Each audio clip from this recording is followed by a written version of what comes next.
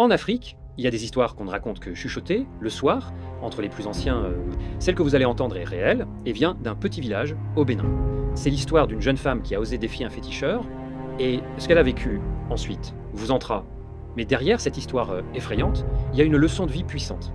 Dans un petit village près d'Abomey, vivait Amélia, une jeune femme connue pour sa beauté rare. Ses yeux, sa peau, sa démarche, elle captivait tout le monde.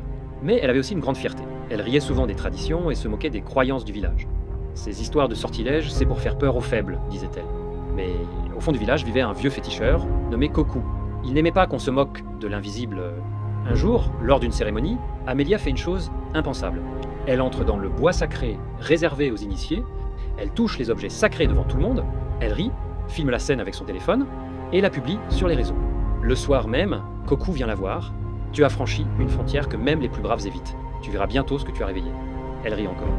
Mais à partir de là, sa vie bascule. La nuit suivante, Amélia entend des pas dans sa cour alors qu'elle vit seule.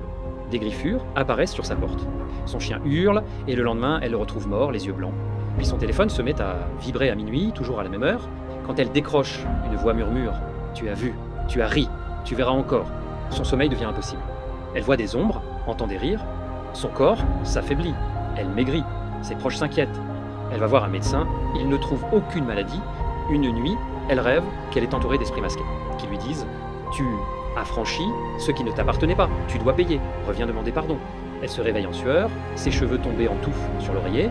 Elle décide alors de retourner voir Kokou, mais il ne la reçoit pas. Le pardon ne se demande pas avec la bouche, il se mérite avec l'humilité. Elle passe 7 jours à dormir devant sa case, sans manger. Le 7e jour, Kokou sort, lui donne un œuf noirci et dit « Si tu veux vivre, casse ça sur ta propre tête et jure de ne plus jamais rire de ce que tu ne comprends pas ». Elle obéit. Dès le lendemain, son visage reprend vie. Elle dort, elle mange, elle reprend des forces. Mais elle ne sera plus jamais la même. Elle quitte les réseaux, elle commence à aider les anciens, elle apprend les traditions, et surtout, elle devient celle qui raconte cette histoire aux jeunes pour qu'ils n'osent jamais refaire ce qu'elle a fait.